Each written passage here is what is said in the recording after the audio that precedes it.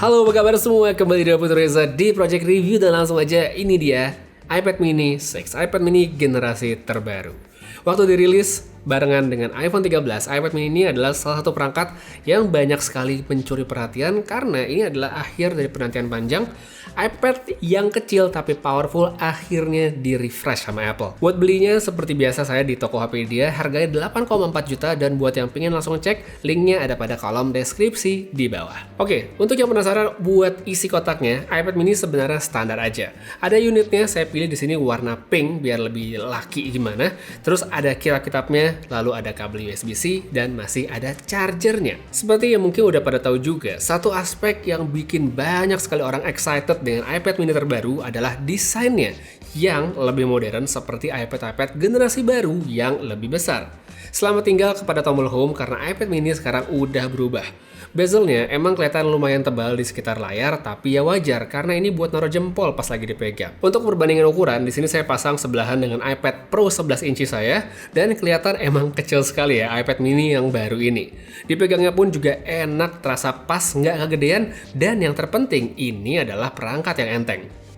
Pada orientasi portrait begini, semua tombol fisik itu ada di bagian atas. Di samping kanan ada tombol power sekaligus Touch ID, sedangkan di sebelah kiri itu ada tombol volume. Buat mereka yang datang dari iPad lebih besar kayak saya misalnya, posisi dari tombol volume ini sebenarnya memang agak aneh karena biasanya kan dekat sama tombol power.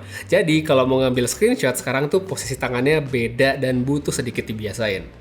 Tapi sisi positifnya, dengan dipindah seperti itu, Apple ngasih ruang buat naruh Apple Pencil generasi kedua yang sekarang itu tinggal tempel pakai magnet. Jadi nggak ada lagi tuh Apple Pencil generasi 1 yang masih dicolok ke port Lightning. Pensil sendiri bekerja dengan begitu baik dan meskipun saya cuma pakai untuk tanda tangan kerjaan doang, tapi buat orang lain, kombinasi dari iPad kecil yang gampang dipegang begini itu bakal enak banget. Misal buat gambar atau sketching, itu di tangan nyaman banget, beneran deh, enak banget perangkatnya. Selain dari soal desain, hal lain yang menarik dari iPad mini terbaru udah tentu dari segi spek chipsetnya. Ada A15 yang merupakan barang baru dari Apple, jadi kalau udah ngomongin urusan performa, ini tuh udah nggak perlu diraguin lagi karena emang lancar banget. Semua tugas dan aktivitas itu bisa dijalanin dengan mulus tanpa terkecuali. Selain itu, berkat ukurannya yang kecil serta chipset yang begitu powerful, iPad mini generasi ke-6 ini kalau menurut saya juga menjadi perangkat gaming yang pas banget. Layarnya lega, tapi pas dipegang itu tangan nggak kewalahan. Entah untuk main game yang temponya cepat atau yang santai sekalipun, kalau buat saya, iPad mini terbaru ini adalah mesin mobile gaming terbaik sekarang dari segi performa dan kenyamanan. Tapi meski demikian, kalau misalnya kita ganti pemakaian, ada orang yang beli iPad mini terus pengennya jadi kayak pengganti laptop. Nah ini kalau menurut saya jadinya 50-50. Secara langsung, buat yang mungkin belum tahu ya, Apple tidak menyediakan keyboard buat iPad mini. Jadi nggak ada yang namanya kayak Magic Keyboard atau Folio Keyboard seperti yang biasa kita temukan di iPad Pro, iPad Air, atau bahkan kayak iPad terbaru yang rilis barengan iPad mini. Ini kan ada tuh iPad yang desainnya masih jelek banget, yang masih lama itu aja dapat keyboard, sedangkan yang ini nggak ada keyboardnya. Jadi kalau misalnya buat mereka yang pengen ngetik, itu artinya harus menyediakan keyboard Bluetooth supaya bisa dipakai. Kalau buat pemakaian di rumah, sebenarnya ya mungkin nggak terlalu masalah karena kita di situ-situ aja dan beli yang gede kayak Keychron pun nggak masalah. Tapi misalnya kita pingin yang mobile enak dibawa-bawa, nah itu yang agak repotin karena kita harus mencari alternatif yang tipis dan bisa dengan gampang buat dibawa-bawa. Untuk alternatif, saya sih ada nemuin yang jual keyboard Bluetooth lengkap dengan covernya buat iPad mini terbaru ini. Bisa dipakai, tapi karena emang ukurannya juga kecil, jarak antar tombolnya itu juga makin rapet. Jadi ya nyaman atau enggaknya itu balik ke preferensi masing-masing, makanya saya sebut 50-50. Lanjut, sekarang kita bahas layarnya. Ini adalah bagian yang belakangan banyak banget dibahas di internet. Bukan karena specs atau fitur terbaru, melainkan karena ada ya dalam tanda kutip masalah katanya. Oke, kita lihat speknya dulu deh. iPad mini menggunakan panel Liquid Retina sama seperti iPad Air 2020 atau bahkan iPad Pro 11 inci generasi kedua kayak saya punya sekarang. Jadi, kalau kita ngomongin secara kualitas visual, di luar nggak adanya ProMotion 120Hz, itu sebenarnya udah bagus dan saya sebenarnya nggak ada masalah sama sekali. Tapi, yang lagi rame itu adalah soal yang namanya jelly effect saat dipakai scrolling. Apakah semua orang bisa lihat? Jawabannya enggak. Itulah kenapa kalau kita ngelihat kebanyakan demo dari Jelly Effect ini, semua itu ya, hampir semua bahkan harus pakai slow motion biar kelihatan jelas.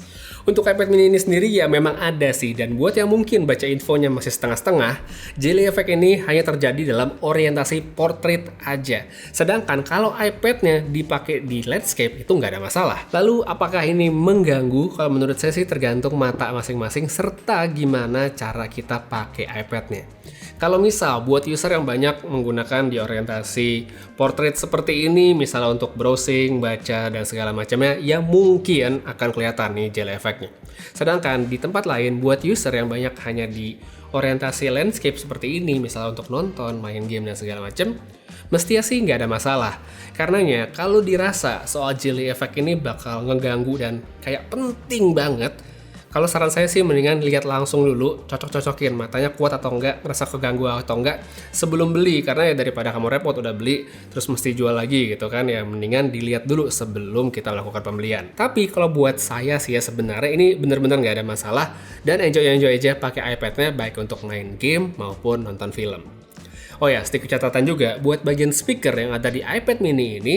Dari segi experience multimedia sebenarnya udah oke, tapi meskipun di sini kan kelihatannya ada 4 grill speaker, yang nyala itu sebenarnya cuma 2 aja seperti yang ada di iPad Air 2020. Dan satu lagi untuk soal kamera, iPad mini cuma ada satu kamera di belakang dan depan.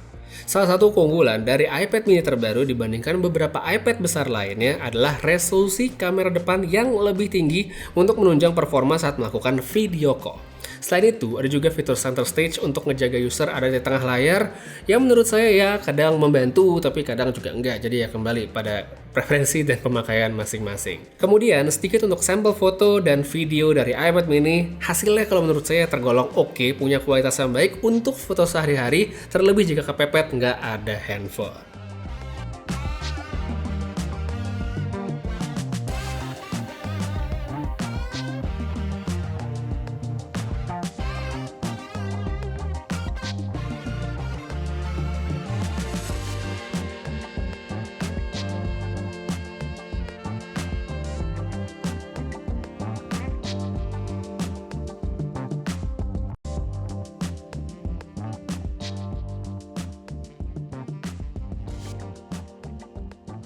Jadi, apakah dengan semua yang ditawarkan lewat iPad mini ini menjadi perangkat yang worth it banget untuk dibeli? Kalau menurut saya sebenarnya ya kembali pada bagaimana kita akan menggunakannya. Kalau buat user yang membeli iPad mini dan ingin menjadikannya sebuah perangkat multimedia untuk nonton, untuk main game, maka menurut saya ini adalah barang yang bagus banget.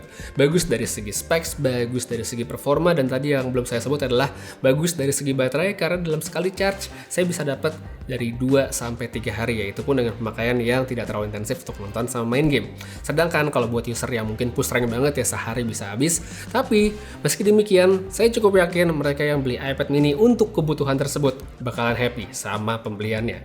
Sedangkan kalau buat user lain seperti yang tadi saya bilang buat office dan butuh keyboard, nah ini dia yang jadi ya 50-50. Alternatif third party ya yang kecil-kecil memang ada, cuma ya tentunya tidak akan sebaik kalau misalnya di-provide langsung dari Apple. Jadi kalau misalnya ngerasa nggak masalah untuk pakai keyboard yang lebih besar baik di rumah atau buat dibawa-bawa, ya monggo, ini adalah tetap perangkat yang oke sekali. Tapi kalau misalnya ngerasa wah butuh keyboard yang lebih simple biar gak bawanya gampang dan segala macem, kalau saya bisa kasih saran, mendingan sih ke iPad Air 2020 aja.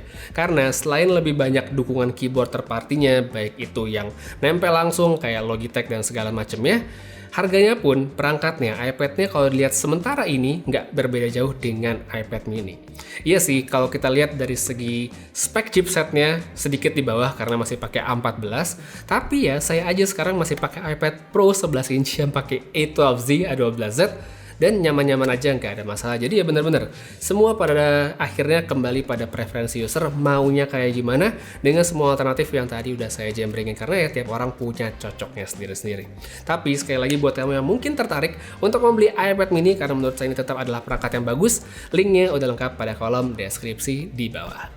Untuk sekarang kayak segitu aja dulu buat review singkat saya buat iPad mini terbaru ini. Terima kasih banyak nonton sampai habis. Putri Reza pamit, sampai ketemu lagi di video berikutnya. Jaga kesehatan selalu dan seperti biasa, have a nice day.